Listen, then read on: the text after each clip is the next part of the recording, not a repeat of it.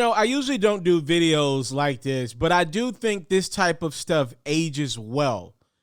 So, as we all know, the late, great Kobe Bryant, you can see him all over my wall. If I ever, panned out, there's so much Kobe art over there. He was my favorite athlete of all time, one of my favorite people of all time.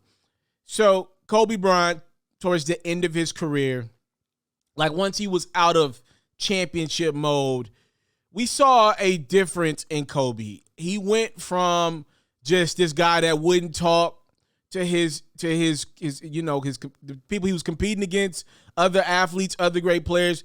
You hear stories all the time. Kobe wouldn't talk to him at all, right? Or we thought he was a guy that he was so in the thick of things. He didn't want to potentially give his opponents any type of legs up, right? And obviously at Kobe's memorial service, we heard the great Michael Jordan talk about how towards the end of things, I'm assuming probably towards the end of the Bulls era and definitely in the Washington Wizards era.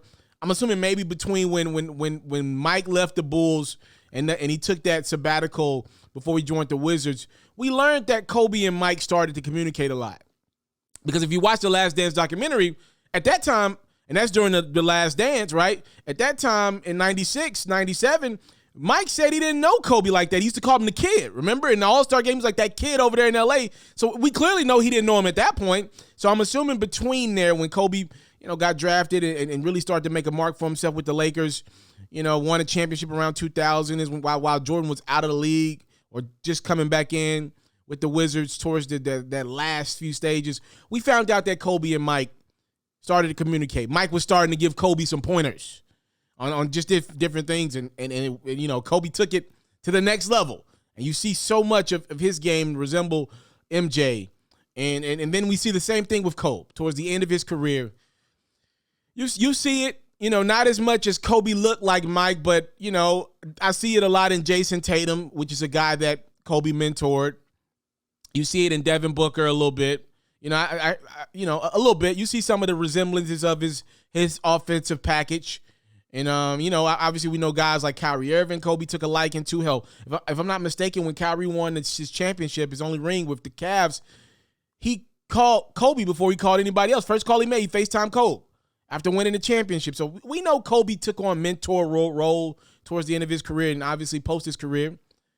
Look, Giannis was another guy that was just yearning for some advice from one of his favorites. Obviously, you couldn't get it from Bron because Bron is in that stage where, he's in the thick of things, right? You can't get it from KD because KD's in the thick of things right now. So Giannis took to Kobe. And now, I don't know if y'all remember correctly here, Giannis asked Kobe, for a challenge. And Kobe told him, go get an MVP award. And back in 2019, that's what Giannis did. He got the MVP award. And then you look at, from there, Kobe was like, yo, all right, the MVP is great. Next up, go get me a championship. And literally about 2 years from that spot, that was June 24th of 2019. Now, literally, legitimately pretty much 2 years from that spot, now Giannis stands as a champion, and then clearly the goal is complete. And I love what Pau Gasol said. He's like, he did it, brother. Obviously one of Kobe's close friends. So shout out to Giannis fulfilling the late, great Kobe's challenge and wishes of him. Go get you an MVP. Hell, Giannis went and got 2 back-to-back. Go get you a championship. In 2 years, Giannis achieved that goal as well. So shout out to the Greek Freak. I love stories like this just because, everybody says, I got that mama mentality. Nah, only a few do. Not really everybody. Not just in athletics. People say, I'm a mama mentality. I'm in my mode. I'm grinding. I'm hustling. Everybody says that, it's me against the grind right now. I'm up and at it every day. Yeah, only time will tell. Yeah, everybody can't say that they was on their grind. We know. Only a few remain. People say that they on their grind, they out partying at whatever time, right? Every day of the week. Yeah, you on your grind. Okay, I hear you. And if you're able to balance the two, that's hard. That's dope. But there's only a few that's going to stand above everybody else. That elite grind. When you say you in Mamba mode, you meant it. And I think what Giannis has been able to accomplish, the amount of improvement that he's making year to year, I think it tells you that he genuinely has been in Mamba mode.